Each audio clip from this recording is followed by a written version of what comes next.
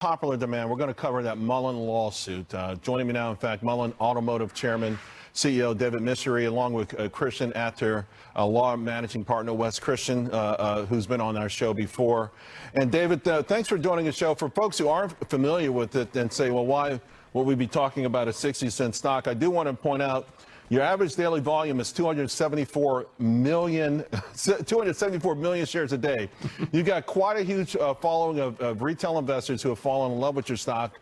Many of them are disappointed. I want to talk to you about a series of things, but let's begin first and foremost with this lawsuit that you have against these brokerage firms. What are you alleging here?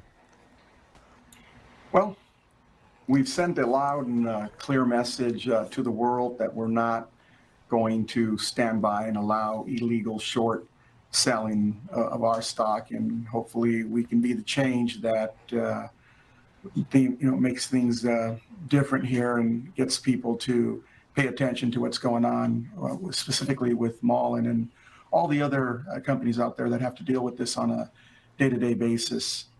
Wes Christian, who is quarterbacking this entire lawsuit, could elaborate as to the merits of the lawsuit. Wes, without adjudicating it, the whole thing here, of course, I know that you've helped these sort of situations before. Are you alleging that these firms are doing it, or that they're just simply allowing it to happen? No, Charles. Well, first, Charles, thank you for having me back again, buddy. We appreciate it. I know this is a passionate subject for you, too. What we're alleging, simple version, is the defendants in this case illegally violated Rule 15C33, which is the customer protection rule, as well as Rule 14B1, both of which stem out of them either short selling shares illegally by not having a proper borrow. Why? Because they were using customers' accounts, which violates Rule 15C33, and in doing so, and knowing that there's going to be shares coming in these conversions that happened. Right. And then when those conversions happen, they use those shares to repay their customers' account shares, or similarly, they illegally lent those shares to someone else that did short selling. What we do know, Charles, just to give you some basic optics, 65 million shares failed to deliver in June of 2023. We have verified from the brokers, the defendants in this case, Charles, own records that they sent to Broadridge, that they had 19 million to 54 million shares of imbalances. Right. What that means is they reported more shares that they had beneficially owned than they had at the DTC. That's what we call imbalances. Right. Okay. Once those are ongoing and systemic, then it's signs of illegal short selling. All right. By the way, we reached out to all of these firms. Schwab got back to us. I'll read their statement.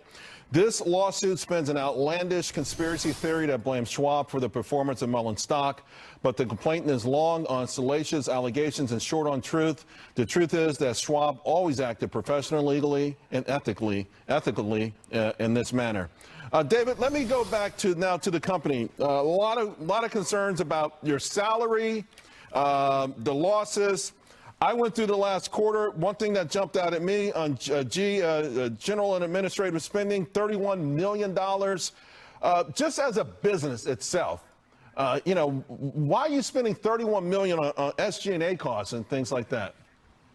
Well, we're a growing business. Obviously, this is a space where it's very expensive to get a vehicle into production. That's the research and development side. I got you. But the general and administrative costs, to me, are just outlandish.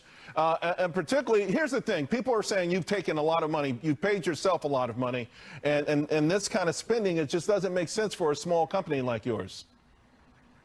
Well, in relation to, let's say, compensation, whatever compensation that was awarded me and my employment contract, our compensation pursuant to awards were given. And David, can you hear me? All right, you're fading out, and I've got 20 seconds. One last thing: these stock splits. Okay, I read your firm. What the firm is saying is that these stock splits were done to stay compliant with NASDAQ listings. But every time you split your stock, it becomes fodder for the shorts. I mean, when you go 1 for 25 and then one for authorized, 1 for 100, you do 1 for 9. We know that the shorts pounce. So, folks, it looks like we're having some audio issues with David. We're running out of time. We'll pick this up again. We want to go over these stock splits, which to me are just nuts. They're nuts. All you're doing is helping the shorts. We'll also talk about the role of dark pools because it really seems nefarious to me. Right now, I'll hand it over to Liz Clayman. Buffett does never splits the stock. Yeah. Doesn't pay a dividend. That's why it's 6 figures to buy a single share. Charles, thank you very much. Okay.